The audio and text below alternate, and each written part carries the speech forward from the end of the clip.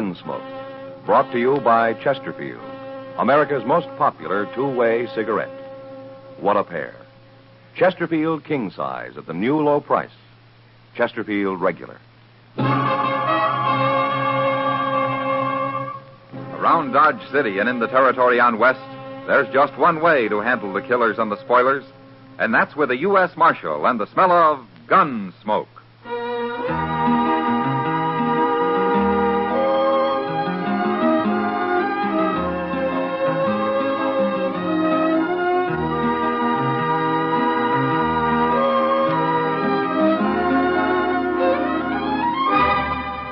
Gunsmoke, starring William Conrad, the transcribed story of the violence that moved west with young America, and the story of a man who moved with it. I'm that man, Matt Dillon, United States Marshal. The first man they look for and the last they want to meet. It's a chancy job, and it makes a man watchful and a little lonely.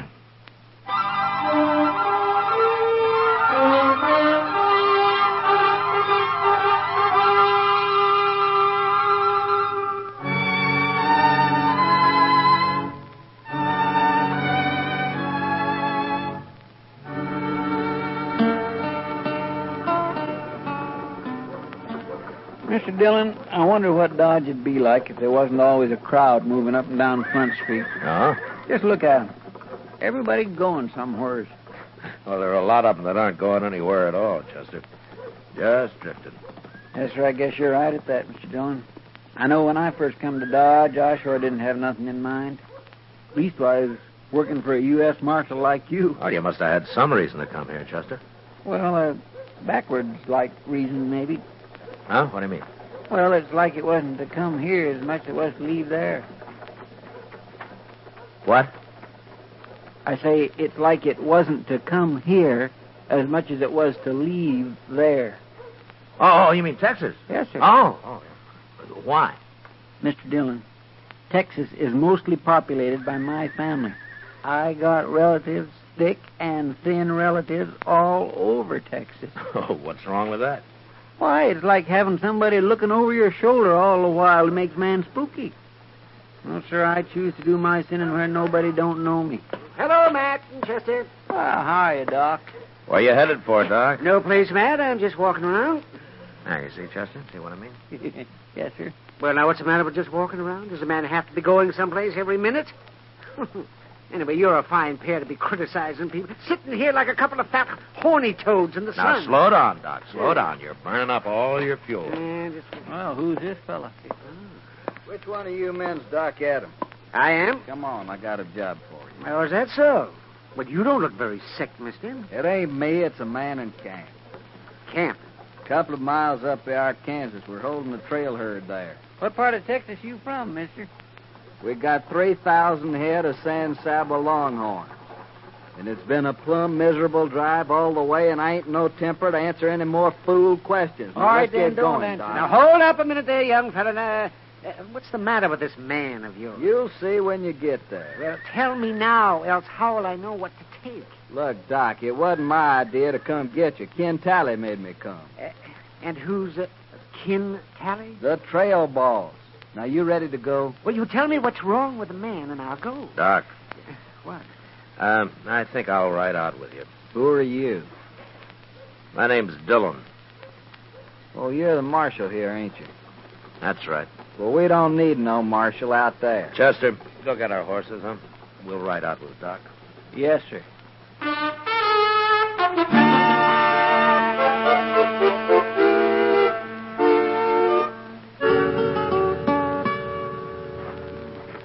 Brought the doc, Ken. How many doctors they got in Dodge anyway, Choke? That's the doc there. Well, who these other two?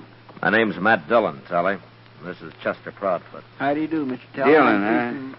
Well, I didn't send for you, Marshal. Yeah, I know you didn't. Then what are you doing here? That's a sick man lying in the blanket over there by the fire? You can get mounted and ride right back to Dodge, all three of you. We don't need Doc no more. Oh, no, you don't, mister. If that man's sick, I'm going to take a look at him. It's all right, Doc. Forget him. Come on, Doc.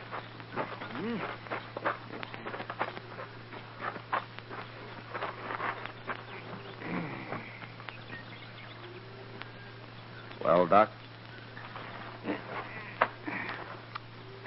He's dead, man. Mighty contagious disease, too. Oh? I found that when one man gets shot, it usually leads to somebody else getting shot sooner or later.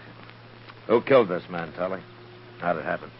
I don't figure it's none of your business, Marshal, but since you're so nosy, I'll tell you. He shot himself. That's a lie. He couldn't have shot himself. Why not, Doc?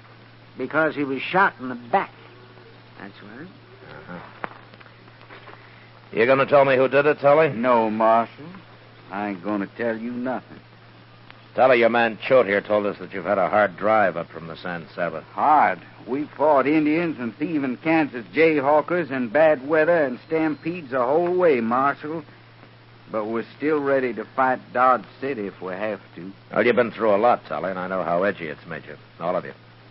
But this man's been murdered, and I gotta have the murderer. His name's Bud Cowan. Whose name? Him.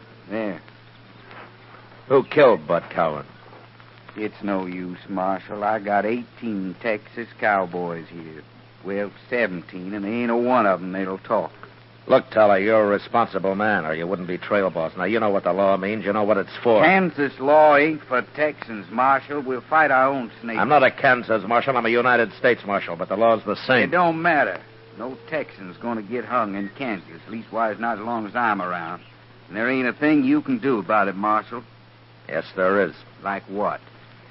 Your men are kind of hankering to buck the tiger in Dodge, aren't they? Of course they are. For 3 months, they ain't talked to nothing else. So if they don't get the Dodge, they're going to be mighty unhappy, and maybe one or two of them will decide to talk. Marshal, how are you going to keep 17 juiced-up Texas Cowboys out of Dodge? They'll ride right over you. No, I can't keep them out, Tully, but I can fix it so there won't be anything for them when they get there. What do you mean? I'll close Front Street, every saloon, every gambling table, every store. I'll close them up tight. You do that? And if you knew me well enough, you wouldn't ask. Come on, Doc.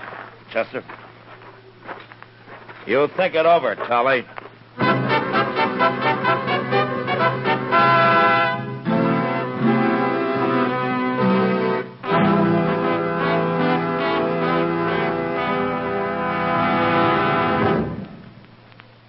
What a pair. What a buy. King-size Chesterfield, now at the new low price, and Chesterfield Regular. They're the quality twins.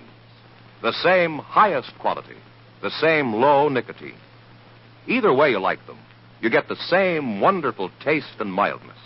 A refreshing smoke every time. Change to Chesterfield, America's most popular two-way cigarette. Yes, the Chesterfield you smoke today is the best cigarette ever made. What a pair. Chesterfield Regular, Chesterfield King Size. They satisfy millions. They're best for you.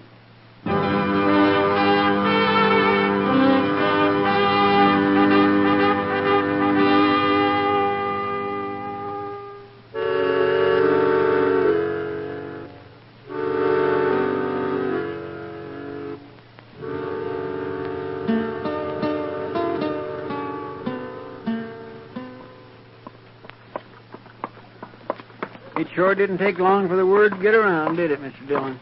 Ken Tully followed us to town yesterday, Chester. He's smart enough to know how the businessmen would react.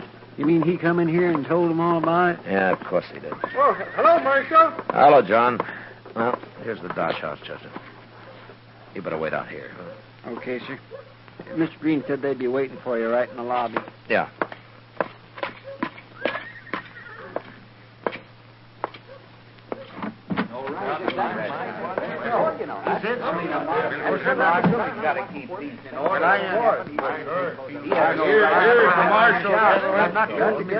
I'm glad you came, Marshal.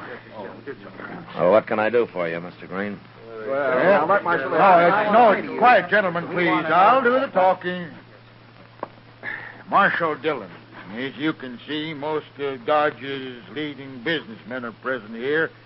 Mr. Tompkins, Mr. Jonas, Mr. Botkin, Mr. Teeters. Yes, sir. And I'm here as owner of the Dodge House. Marshal, you know why we're here as well as we do. Because I told Ken Tully I'd close Front Street. Huh? Exactly. And we won't stand for that, Marshal. We need that Texas money, and we're going to get it. Gentlemen, a man was murdered out at that camp. Oh, he was just some Texas cowboy, Marshal. The prosperity of Dodge is certainly more important than him. Don't you agree, gentlemen? Now, wait a minute. You mean that you so-called good citizens of Dodge are putting a few dollars above the value of the law? Even above the value of a human life? Don't preach to us, Marshal Dillon. All the men you've killed.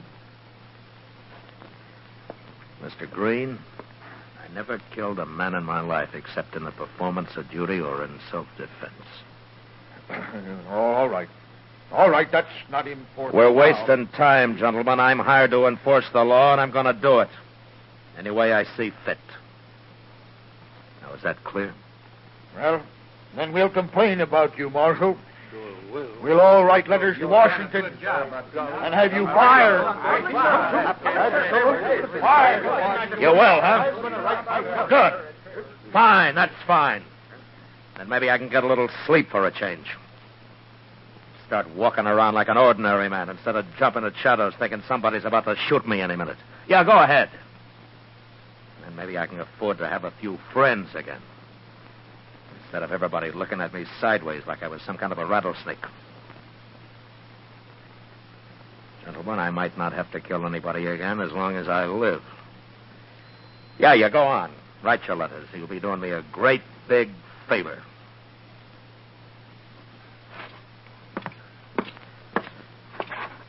Oh.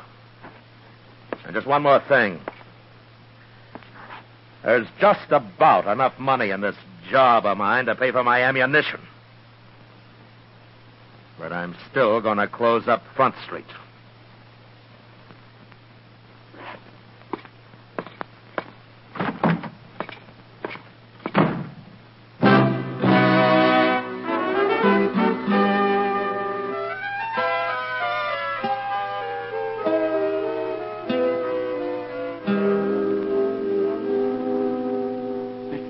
Yeah, what is it, Chester? What'd you say to Mr. Green and them other men yesterday? Huh? Why?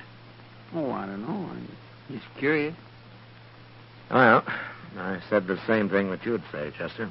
At least I hope you would. Oh, yes, of course I would. And I sure do thank you, Mr. Dillon. I'm mighty proud to have you say that. But you don't know what I told them, Chester. Oh, it don't matter. I trust you. You know what you're doing. Well, thank you, Chester. I'm glad somebody thinks so. Well, of course, I've seen you make mistakes sometime. Well, I mean, nobody ain't perfect much. It's a simple thing for anybody. Why don't you go on to the depot and pick up the mail, Chester? Huh? Yes, sir, by only that's right. Santa Fe just come in over an hour ago. Good morning, Marshal. Well, Ken Tully. Marshal, this here Sam Peoples I brought with me. Huh? Hello, Peoples. Hello? Marshal, I done a lot of thinking the last day or so. No? Yes, sir. I've decided you're right about the law and all. So I went and brought Sam Peoples in. You mean he killed that man, Bud Cowan? He sure did. There's 5 cowboys that witnessed it, Marshal, including myself. All be glad to testify at the trials any time you say. Is that right, Peoples? Did you kill Bud Cowan? Yes, sir. Okay. Now, what happened to your face? Fall off a horse or something? Yes, sir. I come loose off in the bronc yesterday. Uh-huh.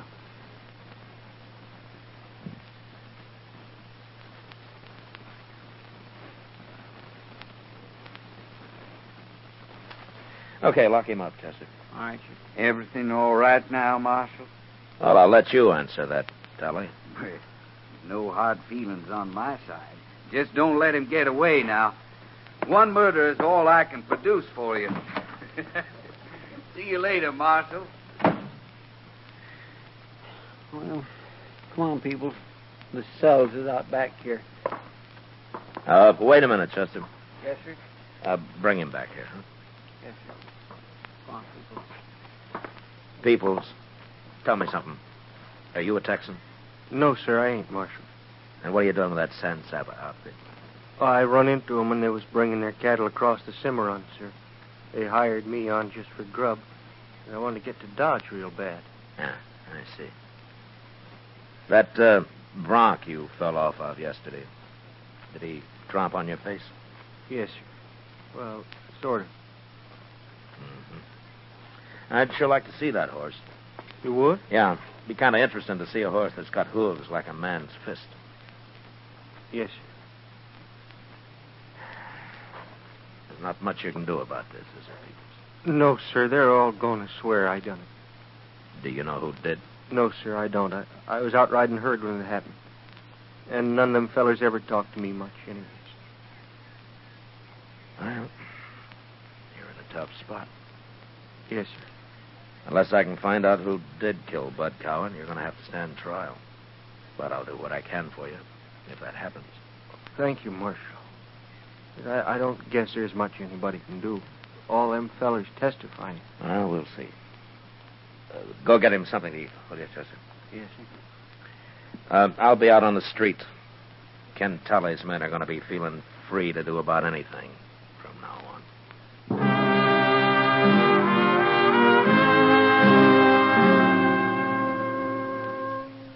I could picture Tully and his men when he got back to camp, laughing at how they'd put it over on me and the rest of Dodge.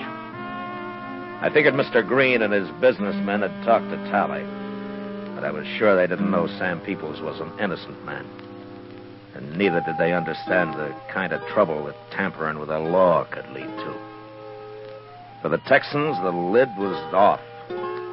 They felt that they were running the town, that nothing could touch them.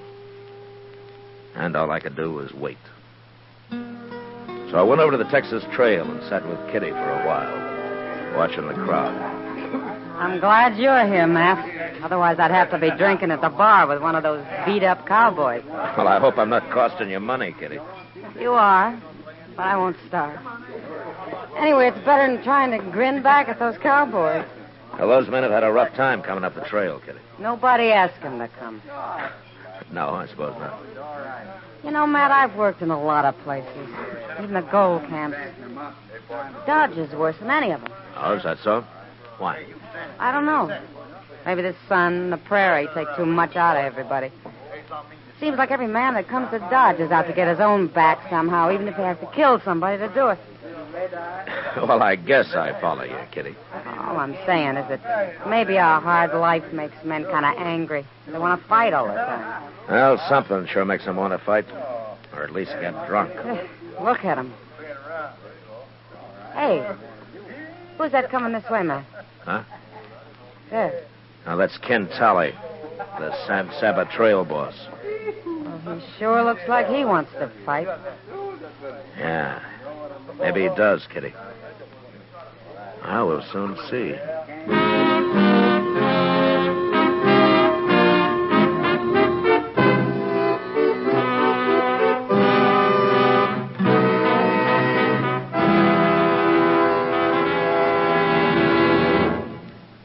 We will return for the last act of Gunsmoke in just a moment. Tomorrow afternoon, almost 100,000 cheering people will pack Cleveland's Municipal Stadium for that great annual baseball classic, the All-Star Game. I guess there isn't a fan in the country who wouldn't like to be there. And you folks who are going will notice towering above center field, the mammoth Chesterfield scoreboard. Now, if you visited the American League dugout tomorrow, you'd want to say hello to the Yankees' famous catcher, Yogi Berra. He's a Chesterfield smoker. Has been for 7 years. And as he puts it, they're mild and they taste great. Yogi likes the regular size. Across the field in the National League dugout, there's another man you'd want to meet. The fabulous Stan the Man Musial of the St. Louis Cards. It's Stan's 11th All-Star game in his 11th year with Chesterfields. Now, he likes a long smoke, so he buys Chesterfield king size. What a pair they are. Musial and Berra. And what a pair these are. Chesterfield king size at the new low price and Chesterfield regular. It's America's most popular two-way cigarette. Try Chesterfields yourself. They satisfy millions. They're best for you.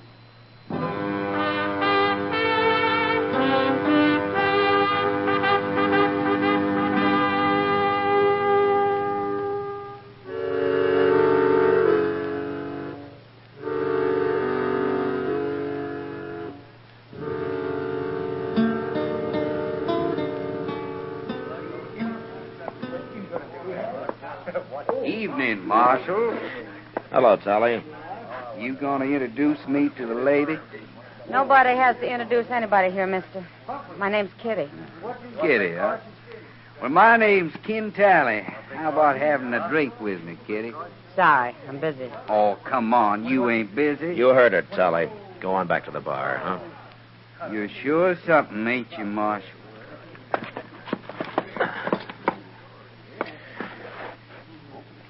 Why don't you get going? Okay, I'll go. Sure I will. Is he crazy or just drunk? I don't know, Kitty. Anyway, I'll bet he gets into trouble before the night's out. Not if he does, there's plenty of room in jail for him. I take it you've already got a grudge against him. Yeah, I sure have. But it's not on my account. Huh? Whose? An innocent little fella called Sam Peoples. Sam Peoples? Yeah. Hey, wait a minute. Like a fight starting. Yeah. You stay here, Kitty. I'll be on the floor in a minute. All right, hold it there. Hold it. What's the trouble, Marshal? You and this man settle your differences some other way, Choate. I won't have any gunplay here. Gunplay? Why, we wasn't fighting, Marshal. Was we, Jim? No, we was just haranguing each other, so. Me and Jim always talk like that, Marshal. Don't we, ma'am? Why, looky there, Marshal. Ken Tyler's running off with the gal. Get in. Let's go outside and look at the moon. Sure. Rats! And I'll rub the rest of this bottle around in your face when you get up. All right, get out of the way, Kitty. Gladly, Matt.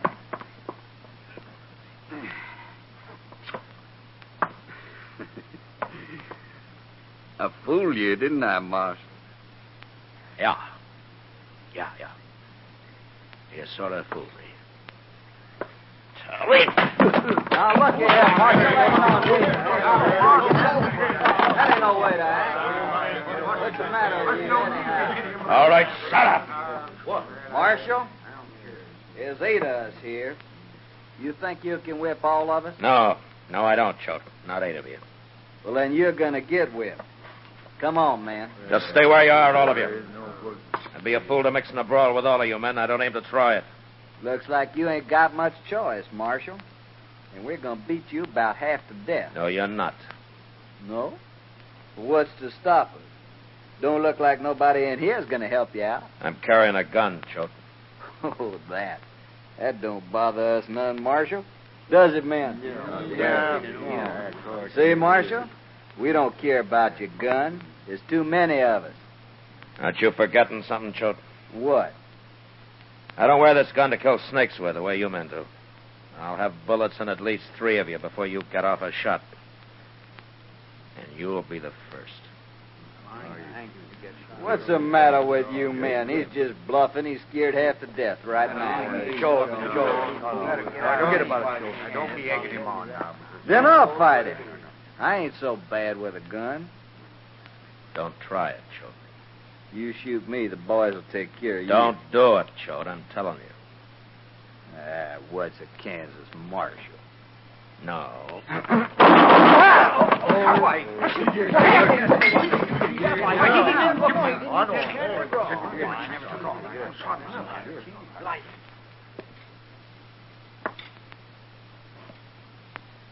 Well, who's next? Any more of you men want to die in this place? All right, then get out of here and get on back to camp. Move.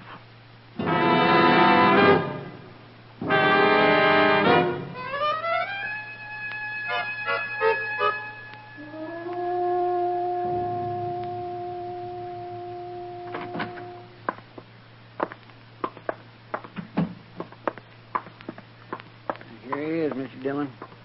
But he ain't singing very loud this morning. How's your jaw, Tally? Busted? Doc said you busted it on this side right here. I'm sorry. I guess I must have lost my temper. You sure did, Marshal.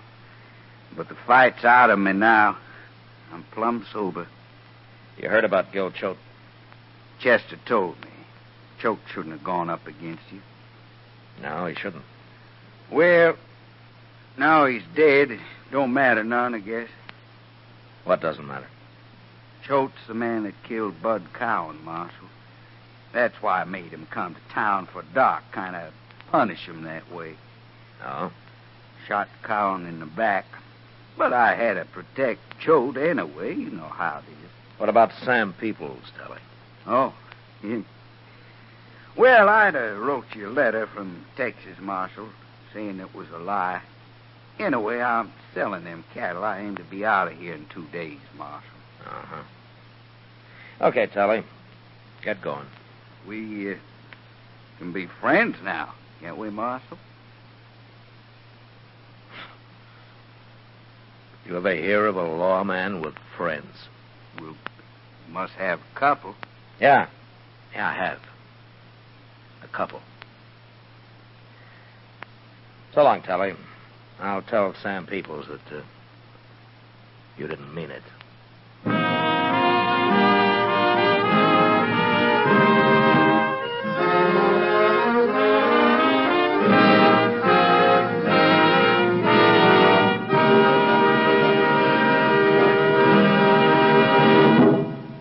Here is our star, William Conrad. Thank you, George. You know, it's a wonderful cigarette we've been telling you about tonight. I mean, Chesterfield, of course. My cigarette. King size or regular, Chesterfields give you the taste and mildness you want every time you light up. So give them a try. They satisfy millions. You'll like them, too.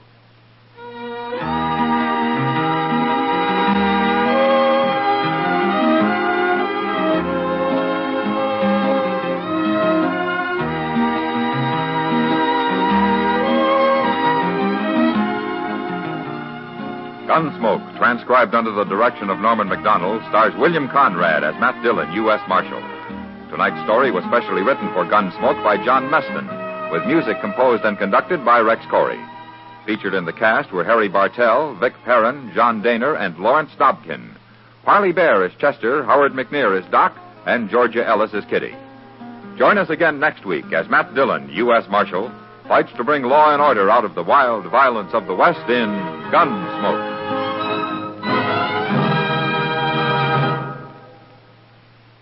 Filter tip smokers, this is it.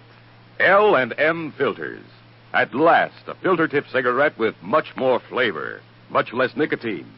L&M's Miracle Tip contains alpha cellulose for effective filtration. It's the filter that counts, and L&M has the best. Yes, this is it. As Patricia Morrison puts it, L&M filters are just what the doctor ordered. Buy L&M Filters, the light and mild smoke.